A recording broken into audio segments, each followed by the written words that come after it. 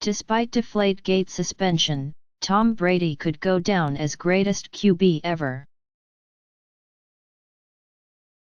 If Tom Brady woke up Saturday morning in desperate need of good news, this bulletin might qualify. His big game loss to Roger Goodell won't dramatically impact his historical standing in pro football any more than his two big game losses to Eli Manning did.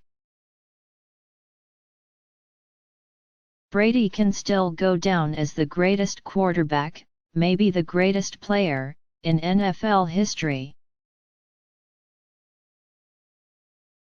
His Deflategate sin belongs in the venial basket, at a safe distance from the mortal sports sins committed by the likes of Pete Rose, Barry Bonds, and Lance Armstrong. In other words, his Friday surrender won't make it into the first paragraph of his obituary decades down the road.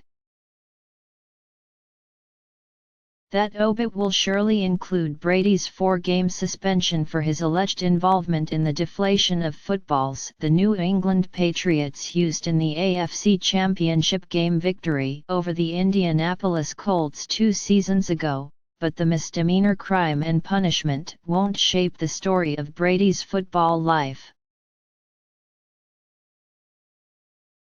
This weekend, it only seems that way.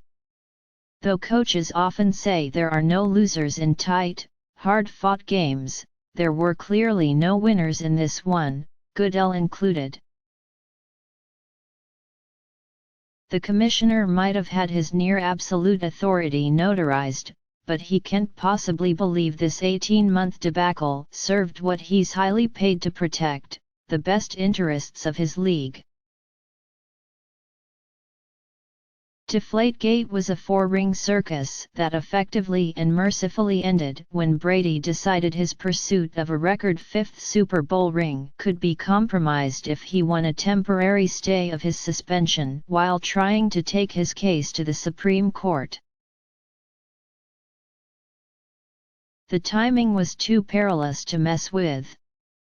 Understanding that his backup, Jimmy Garoppolo, can go 2-2 or 3-1 for a man, Bill Belichick, who once coached Matt Castle to an 11-5 season, Brady made like Belichick at the coin toss and deferred. He was on to Cleveland, Week 5. Patriots owner Robert Kraft blasted the NFL's investigation, again, and those voices subscribing to the ideal gas law reminded all that the league's conclusions had crumbled under the weight of scientific scrutiny. But if the NFL's science really was junk, the circumstantial evidence was not. Most agenda-free observers thought it would have been wise long ago for Brady to make an admission of some kind and accept a lesser punishment, but the quarterback refused to take that snap and dropped to a knee. He raged against Goodell's system for as long as he could stomach the fight, then took the loss. Brady thanked every supporter in his Facebook concession speech except Richard M. Behrman, the U.S. District Court judge who tried and failed to free him.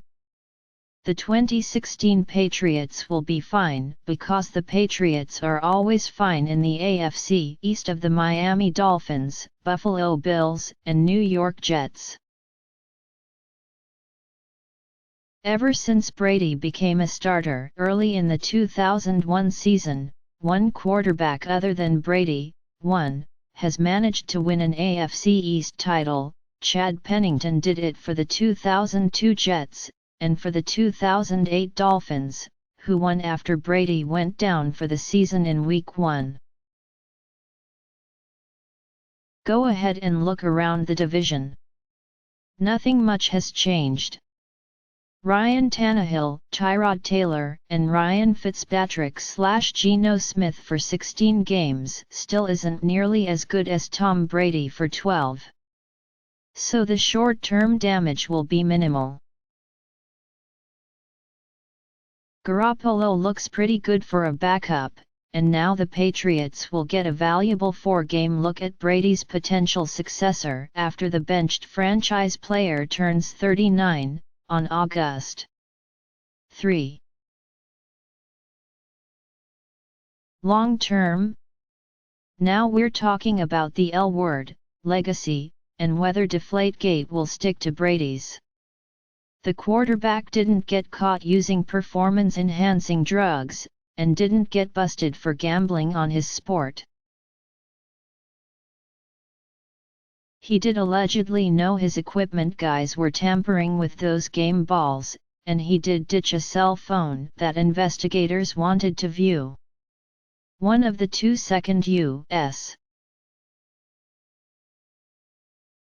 Circuit Court of Appeals judges who would overturn Behrman's ruling and uphold Brady's suspension, Denny Chin, said there was compelling evidence that the quarterback knew about improper ball deflation, consented to it, encouraged it.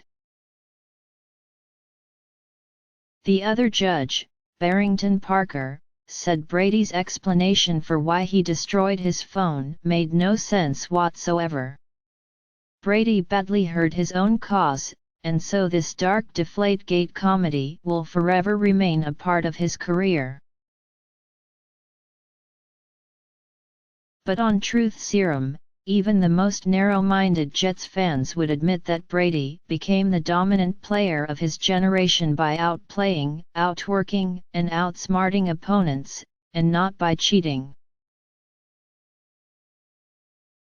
Of course, the second half of that AFC Championship game would be their Exhibit A.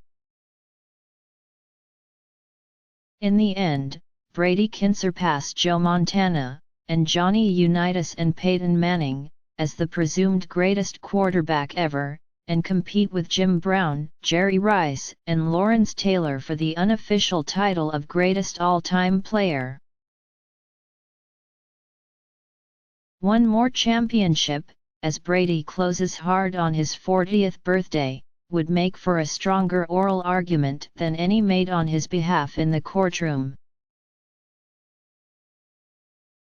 Meanwhile, as Goodell does his end zone dance, Brady can find some comfort in the notion that he will recover from Deflategate, just as he recovered from those deflating Super Bowl losses to Eli and the Giants.